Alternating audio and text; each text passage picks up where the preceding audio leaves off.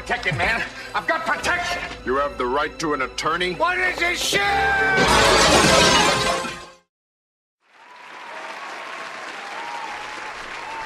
Good evening, this is GT Media Reviews. I am your humble host, Jamal Baraka. Please hold the applause. Back after a few days of being away. This evening, we will be discussing a new series from Valiant. Actually, it's not quite new. It's been out for a few weeks, but in this case, we're going to be discussing Livewire from Valiant Comics. And, unlike my usual format, this issue is not going to be a positive review. I actually listed Livewire as being the worst comic. Livewire number 1 as being the worst comic of 2018. And I don't want anybody to really go into this video and feel that I'm crapping on the comic or I have a personal vendetta against the writer or anything, even though Vita Ayala, the writer of this series, has me blocked and I've never had any interaction with her. This isn't personal or anything like that. When I read the book, I felt that there were some serious problems with it, and I would have called it out if it was Marvel or DC, so I don't want her to feel like I'm singling her out as a creator. And in actuality, I have no problem with the character or the series. I just feel that this launch for Livewire is probably the worst launch I've read in recent memory. And it jumps out in a way that I don't think is acceptable to any new fan. So, when I picked up the series, or just some background for it, me going into this comic, I picked up the book because I follow Valiant Comics on Twitter.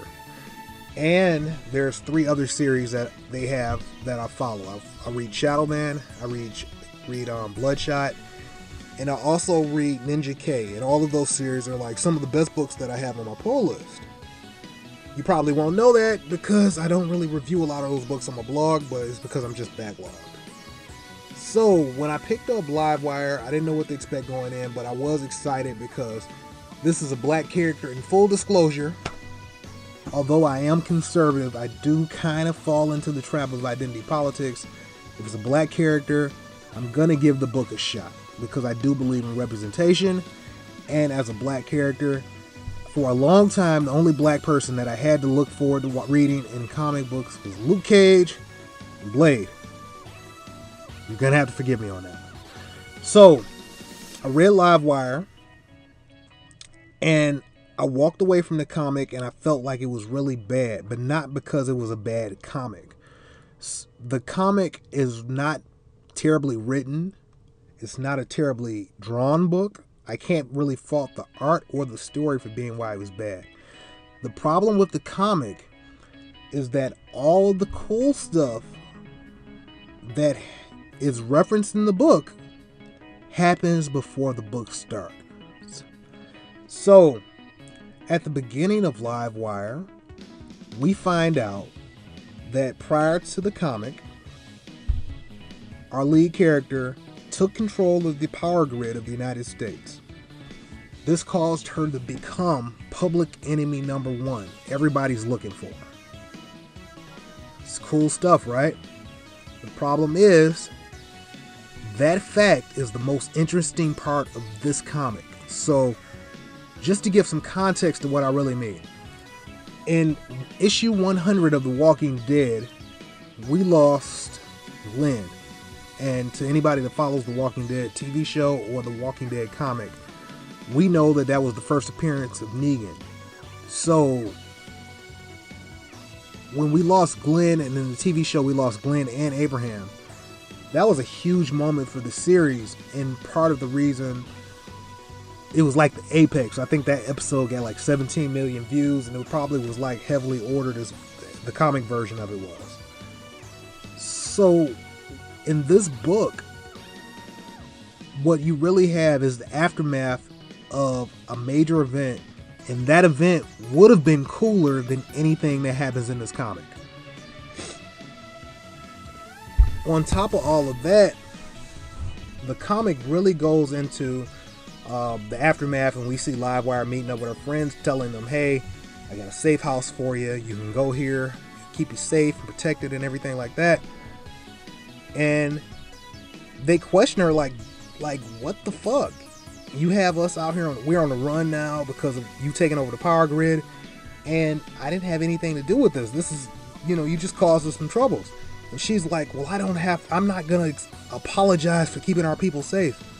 So while I'm reading this book, not only is Livewire taking place after the cool event, that never comes into play, the lead character is also an asshole.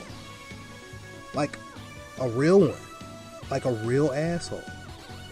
So I have an unlikable lead character. I have cool events happening outside of the series. The only way for me to enjoy this comic is to know what happened before. And another thing that I always say when I do my reviews is that every comic is somebody's first comic. If this was my first comic, or let's say I was just a kid at the comic shop with my mom, Mommy, Livewire's out. Let's check this out. I never would have picked up another comic in my life. I would have went back to playing Fortnite. Not that there are no redeeming qualities to the series.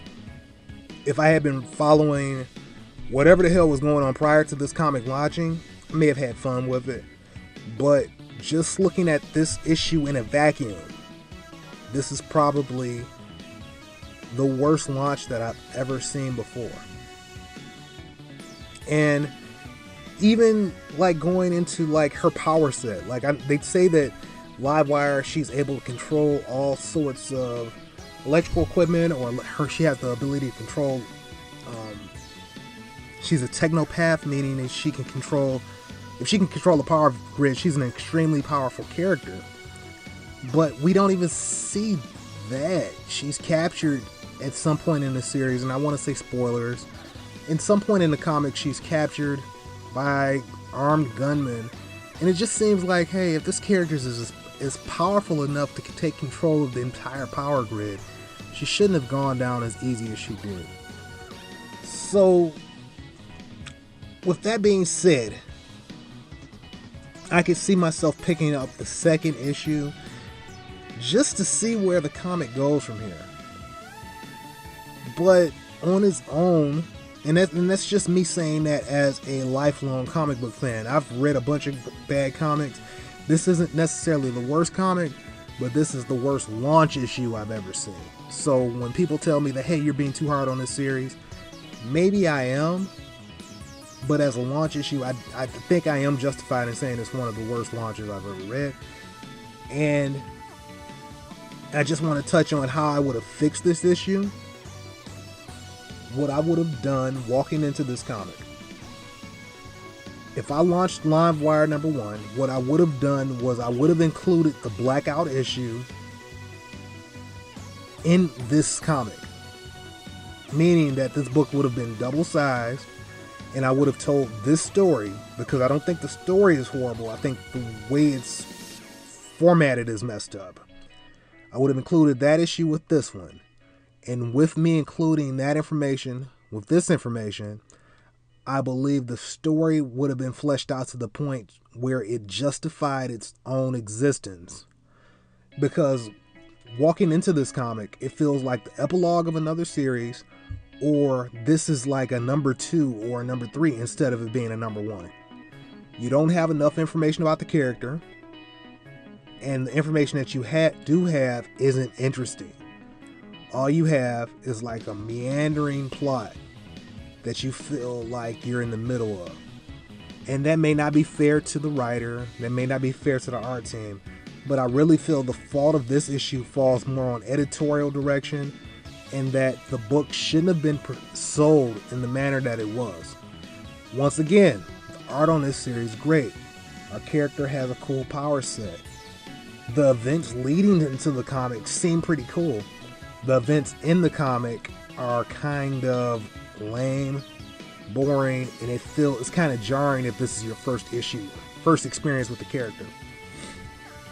So, with that being said, I gave this comic an F. And I don't want to come off as being an asshole for saying that, because I don't really find fault with the comic. I find fault with the way the book is presented. So I gave it an F, but it could easily improve to being an A or B. It's not like a terrible comic or character or anything of that nature. It's just that the book just wasn't really all that great. And with that being said, I appreciate you spending time with me this evening. The review portion of this video is over, and I just want to leave you with this. Although I gave Livewire #1 a pretty scathing review, I want to say that this book is not the most terrible comic in the world.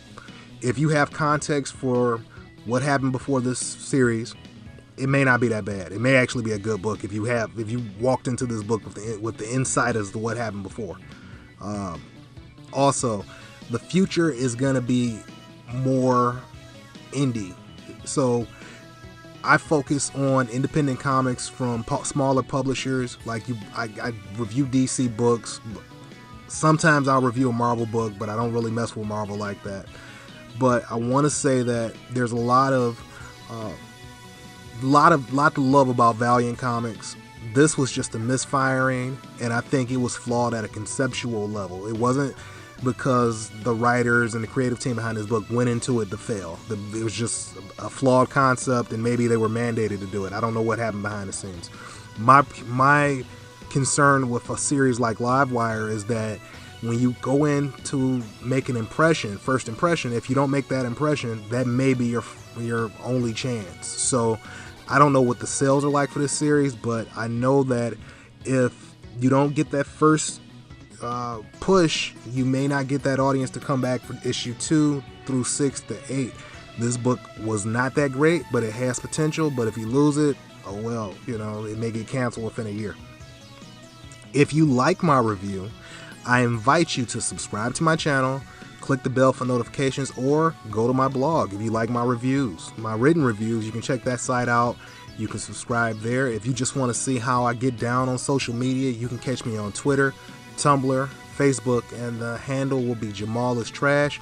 Once again, it's shorthand for GT Media Reviews.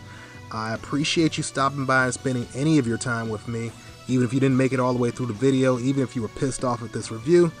I appreciate you taking that time. If you think that Livewire is not actually the worst book of 2018, or you like the book, or you want to defend it, I invite you to make that comment and respond. I look at every comment, and maybe you know something I don't. I could just be like people have told me on social media already. They've already told me I was too hard on this book. I could be totally off base, but I don't think so. With that, have a great one. Talk to you later. Bye.